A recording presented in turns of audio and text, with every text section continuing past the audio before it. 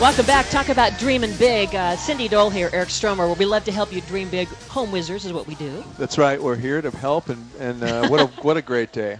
We are here at the Grove. It is Eat, Drink, and Be Organized, thanks to our friends at Marilat Cabinetry, who, as you will be discovering today, we have the new video up in the Cindy Kitchen project that shows how I came to choose my cabinets, and you guys have seen the kitchen. It's elegant, beautiful, what a difference. It's exciting, yeah, and really it's gone from this 1950s kitchen, very desperately in need of some upgrade, and it was orange, and now it looks really, really different and cool. But what about the cabinets? And there's such a, it's so important. It's the furniture of your kitchen, and it really is the foundation. That's right. And by the way, not only was your kitchen orange, but it was designed kind of poorly. Yeah? What did you not like about it? Well, it wasn't functional. It felt closed in. And now that you have this new configuration with all these beautiful cabinets, it looks like a brand new, the whole second half of your house looks like a new home. And as you were saying, before you didn't feel like you wanted to hang out there. And now you want it's like a cozy up area. and stay there. Yep. And we had these soffits. I don't know what the deal was with that in the 50s. It really made you feel trapped. It brought the ceilings down so low, didn't it? Yeah, it's that slot in the prison cell when they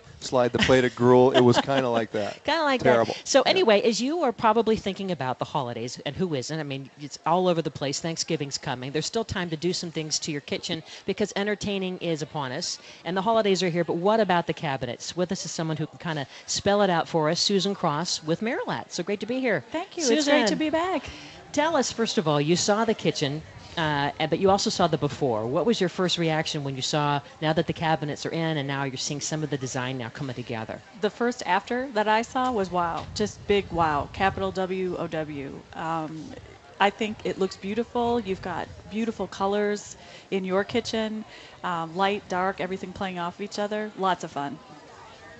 I am so excited about meeting you and having you here again because we've spent some time together in the past, and you're so knowledgeable about design and how to kind of choose the cabinetry that you need for your specific kitchen. So what would you recommend to people? Where's a good first place to look and kind of understand what makes great design when it comes to organization? The first thing to do is think about how you use the space. And quite honestly, the kitchen is sometimes called the new American living room. And people hang out there. They eat there, they cook there, they're doing homework there, they're paying bills there, they're surfing the internet, they're watching television. The very first thing to do is do a little audit yourself. How do I use my space? How many people need to be in there at one time? How many ages, different ages do we have in the kitchen at one time? Mm-hmm. Is it mom, dad, kids, grandparents? Who all needs to be working in the space?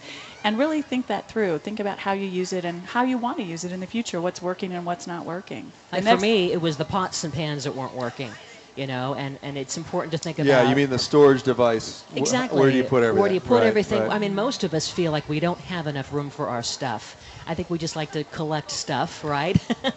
Well, there are always those pans. You're thinking, oh, I got to buy that pan, and you make 2 dishes with it, right? And then you have this huge pan, and you're not sure what to do with it. Storage makes all the difference. 86% of people think that storage is the #1 thing that they need in the kitchen. And you know what? We agree with that. We think it's really important. If your kitchen works for you, then you can have so much more fun in your house, really. And nowadays, drawers are the big thing for pots and pans, right? Well, what you want to do is bring the cabinetry to you. So what you want to avoid doing is having to reach back into those dark crevices. The previous demonstration with Curtis, he was talking about having a dark cabinet and having to reach in and wondering what he was going to find with his fingers because he couldn't see it. And that's really true. So you want to bring the inside of the cabinet to you with roll-out drawers. You want big drawers that pull out, that have peg dividers that allow pots and pans to be set in the drawers without tipping over or clanging around when you're trying to open and close drawers. You want tray dividers that allow you to literally, you have vertical space for narrow cabinets, and you can actually pull the tray divider out. All your cookie sheets, those kinds of things are in there for you. Yeah, I was going to ask you, cookie sheets, what do we do with them? How do you guys provide space for that in terms of your design? We have some narrow cabinets, a couple of different widths, but you can actually stick them right at the end or next to a sink, next to a stovetop, and it actually pulls out. So it's an actual pull out on rollers. It's like a little drawer, except it looks like a tall cabinet, and it has dividers so that you have a place for your cookie trays to be set vertically in there, and you can stack them. Cookie trays come in all sizes, right? You can stack them up and pull them out, grab them when you need them. It works out beautifully. And what else I loved about seeing all your stuff on display is that corner unit that actually becomes storage as well, because that's usually a wasted area, correct? That's true, and there are a lot of ways that you can treat corners. Probably the most popular is the Lazy Susan, and there are a couple of different versions of Lazy Susans that you can use. Large ones where you can put heavy frying pans and electric skillets and things like that. Wow. There are some bigger ones that you can do with that, and then there are others where you might be putting cans and things that you don't use all the time, storing maybe all of your paper products and things like that in there. Right. My Lazy Susan, I despise because it's cheaply built. It's not like the stuff you guys have. And I'll have a ton of weight on one side, and as I spin it, tuna cans will fly out and kind of hit the kitchen floor. It's kind of like a little missile waiting to shoot out at you as it goes around, right? So how did you improve upon that? Because yours works really well. Well, I think it's just the stability, right? So we use premium products at Merillat. Anything that we use that goes into our cabinetry, we want to be stable. We are designing it to be used, right? A kitchen is meant to be used. It's not just a show place that people come in and look at. We want people in there using the space. So you use solid components that are made out of wood and plastics and metals that are appropriate to keep everything in its place. Yeah. For me, the big thing is spices. Yeah, Spices is, and especially too, because I have a hard time with the little teeny spice bottles because I'm so trained to go to these big box, you know what I mean, Club, Costco, Absolutely. Sam's, whatever. Absolutely. And then I have a big thing of basil. You know what I mean? It is a tub of basil, and then you get home, and it's hard to organize it all. And so it's important too to figure out where you're going to keep your everyday spices. We have a lot of options for spices. Yeah. So some people prefer to have their spices out, and you can put some narrow shelves in that aren't real deep and have your spices out if you have decorative spice containers, and it becomes a decorative component of your kitchen. So that's an option for shelving. Okay. We also have spices that are in pull-out racks. So we use the term pull-out all the time. Pull-out just refers to a drawer-style cabinet. So think of 3 levels of spices where the actual shelving is adjustable, so that if you have those big tubs of basil or you have smaller ingredients of nutmeg, things that you don't use as often. Saffron, the little saffron. Yeah, exactly. The tiny little saffrons that you buy, exactly. You can put that and just pull out the spice and it's ready to go. We also have some units if you don't want to pull out rack from the base of any of the base cabinetry in your kitchen. We also have some units that actually attach inside the cabinets that can roll out to you. So think of a kitchen cabinet as a big square box, and when you open it, typically you see shelves, but in this case you actually see layers of shelves that roll out and open to you, and that kind of flip around so that you've got 2 or 3 different sides for spices. And the big thing also beyond storage is ease, as you've already mentioned, of access. Ease not only as you're reaching to find those things, whether it's a Lazy Susan or pulling out a drawer, but I love it's the ease of closing the drawer. Well, it's I have just to glide. The self-closers. I love those. It's like you just kind of barely touch it and it does its thing. I have to be honest with you because I see that we have this soft action is what we call it, and it's an absolutely slow glide and close so that you can't pinch your fingers, you can't slam the drawer in anger. It just kind of quietly closes. And I'm so used to seeing that I've almost started taking that for granted. And I love when people mention that they like that feature because it reminds me how much of a difference that can make in a kitchen. It's a little satisfaction. Do you know that feature hypnotized me, and I would not leave her home for about 3 hours just watching the door close over and over. It becomes like a toy, but you do get spoiled and probably numb to it after a while. But once you go back, oh my gosh, I can't go back. You got to have that. Well, exactly. And so I find myself, I'm so used to using soft action, right, that when I go in a kitchen that doesn't have that or drawers, and I just go to shut it, I might push too hard and then wham, right against the door, and I think, right, I'm not a very good guest. No, that's not action. That's not action. Pretty much, action. exactly. You know what else I love, too, from the contracting side of things? I put in all these sink bases for years, and they rot out because water drips underneath the drain area and stuff like that. And what's this thing called? Core-Guard, right? Yes. Yeah. So it's like a tray that's essentially like a composite of plastic resin or something, and it's pitched forward so all the water drains forward out of the cabinet.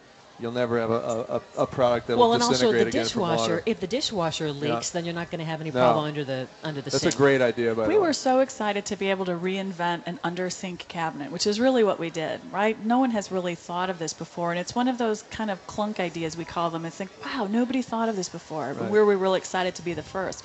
So what Merillat did was thought about how can we reinvent underneath the sink, and we did create CoreGuard, and it is literally a base cabinet, an under sink cabinet that's made out of an engineered polymer.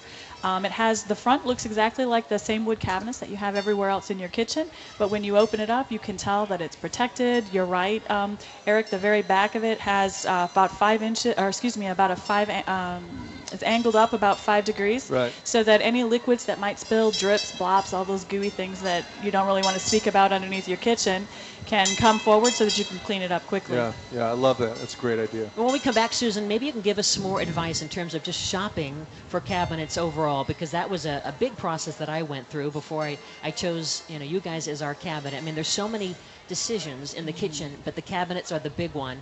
And when you go through all the different showrooms, you see some that are poorly made, you see some that are really high end, and then you see some that are a combination of everything in between. There's a price point differential, there's a quality difference, so you can help us get smart with that, right? Because it's an important investment, the cabinets. It's a critical investment. Critical. It's probably one of the biggest ones that you make in the kitchen, and it's the one that you're going to be least likely to change. All right. Well, don't go away. Susan Cross with Merillat is helping us get smarter in the whole cabinet selection process as we are here live at the Grove, Home Wizards, Eric Stromer and I, as we're enjoying the Eat, Drink, and Be Organized event at the Grove with Curtis Stone, sponsored by Merillat. Don't you go away. The fun continues next on KFWB News Talk 980.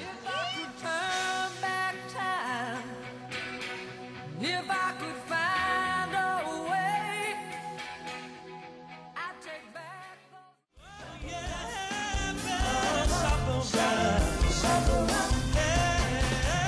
Welcome back, Cindy Dole, Eric Stromer. They're listening to Home Wizards. We love to help you improve your home and improve your life. And we are having a very special broadcast. We're out on this glorious, beautiful day at the Grove, right there at the center. We're by the American Girl. Hello. Yeah, I've been here quite a bit. I have a 5-year-old, trust me. But this is an event that's all about eat, drink, and be organized.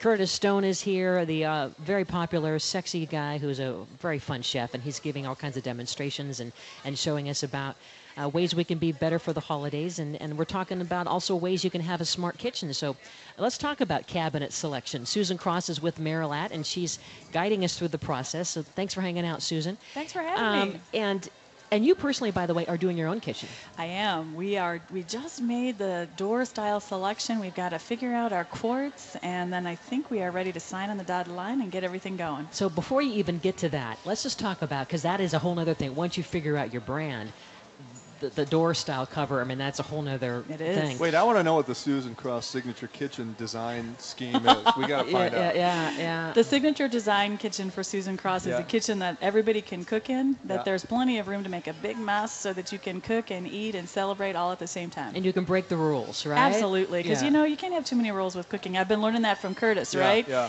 You put a little too much of something in, you just change the recipe up a little bit and then enjoy it even more. And it takes the stress out of it. I like Oh, that. All right, so here we are. We're shopping for cabinets. You've already gotten your cabinets. I now finally have our cabinets, thanks to after all these hours of shopping and reaching the decision. But let's guide people through the process who might at home right now be thinking of doing something to their Designer. Mm-hmm. So if you are going to be designing a Merillat kitchen, and we hope that you are, the first thing you need to do is go to Merillat.com. That's MERILLAT.com. And go to take a look and see what all the different styles are, the colors, all the different things that can make a kitchen personal for you, right? All those beautiful things that you notice when you first walk into the space. And then you want to click on the dealer locator, because you put in your zip code and your address, and you'll populate all the local Merillat dealers, because you have to buy a Merillat through a professional. So we're not sending you to somebody who may not know a lot about kitchen design or cabinetry. We want to send you to a professional, and then you can find someone in a location that's near you. So this isn't big box stores. Merillat is not available in big box stores. Okay. But you can go to the big box stores to see what you don't want. You know? Well, and, I mean, let's not right. and let's not kid ourselves, because there are some beautiful there's beautiful cabinetry There and beautiful are. design in big There box are. stores, and we But- certainly don't want but to disrespect that. It's difficult to find somebody who knows what they're talking about in the big box store to coach you on how to design the kitchen. The fact of the matter is, you want to work with a professional designer. So Right. whether you find that person in a big box or you find Right. that person in a local dealer, you want to be sure you're working with someone who knows about kitchens. Right. And as we're looking at the cabinets, I mean, it's the hinges and the drawers and the doors. Exactly. And there's a real difference in, it almost feels like fake wood versus real quality wood. Absolutely, and certainly at Marilat, we recommend that you're using wood products, and we use hardwoods for our Marilat cabinetry, and we've got birch and maple and cherry and oak and all of those, hickory, all the ones that everyone's interested in using, and beautiful finishes in various shades, Yeah. including some painted finishes Because Eric, too. as a contractor, you've seen some of the problems that people have faced choosing really shoddy Right. What cabinets. happens over You know, time? drawers that are flimsy. Yeah, exactly. The drawers will kind of pull apart on you. The face fronts of everything separates from the drawer unit itself. And that's the mark of a quality cabinet. And I can tell with yours that's not going to happen. And also, sometimes some of those recessed panel doors are flimsy and lightweight because the panel's too thin. And I think the door style that you chose has a nice substantial weight to it, which gives you the feeling of a real quality kitchen. So. And some of what you're speaking to too, as someone who's been in the trenches, you want a qualified installer, right? So you have a fantastic designer who's helping you get the space that you're looking for, that has all the fabulous organizational and storage features and decorative features to make that place really look pretty and shine out and be able to be used the way you want it. And then you want to be sure that you're using an installer who knows what they're doing. I mean, that's an art. I mean, when our cabinets were installed, you can see not only the beauty of the doors and the drawers, but then the molding.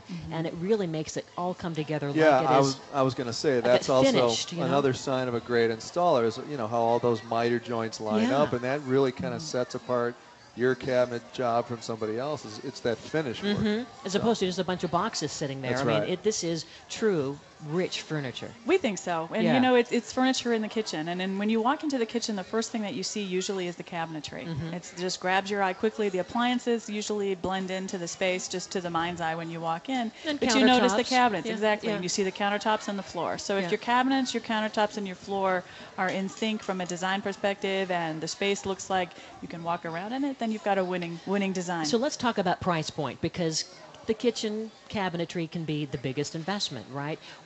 It seems that the Marilat choice is a great choice because there's some affordability here. It's functional and it's doable, as opposed to some of its other choices where you feel like, oh my gosh, gasp, right?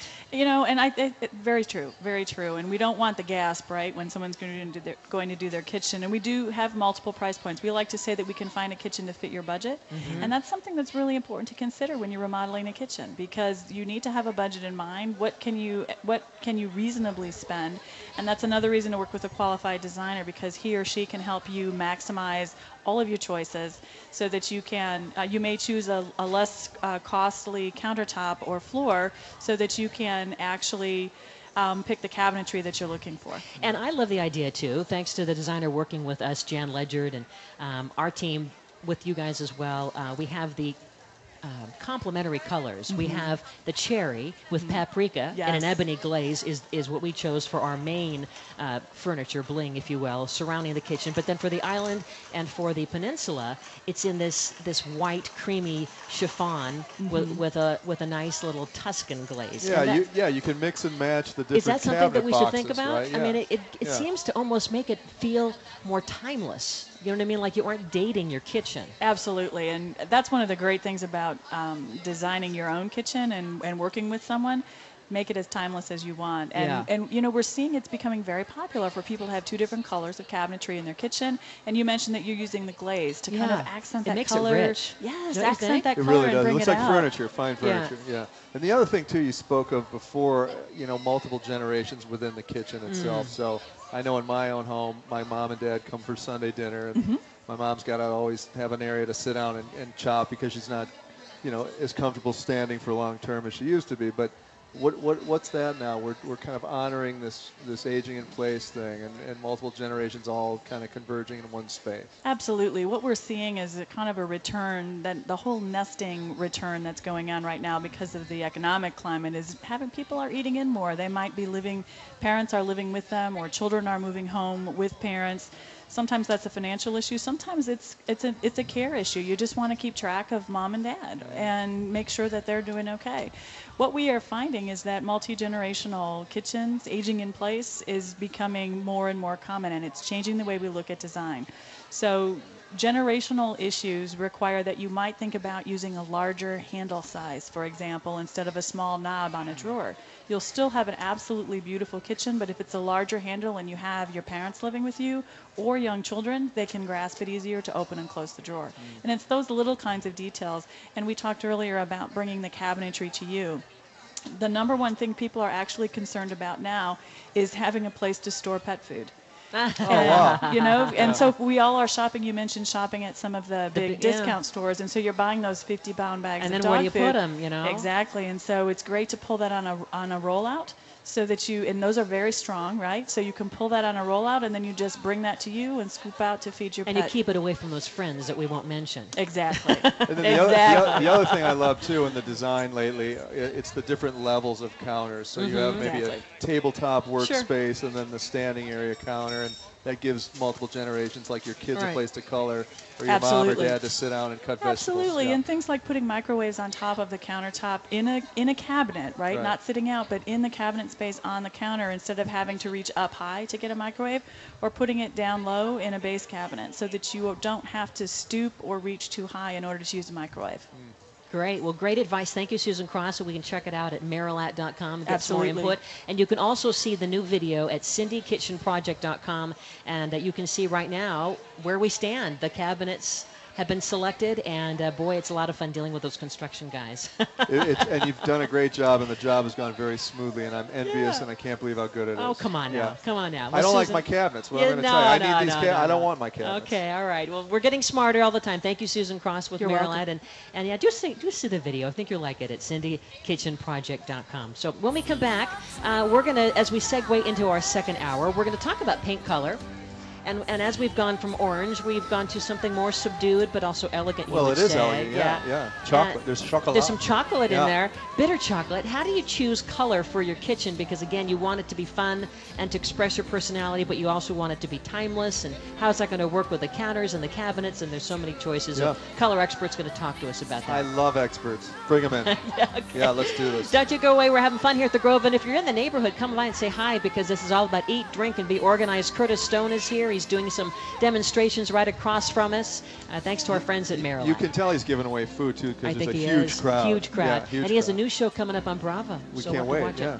Home Great. Wizards, Eric Stromer, Cindy Dole. We're back in a flash on KFWB News Talk 980. Like a wave.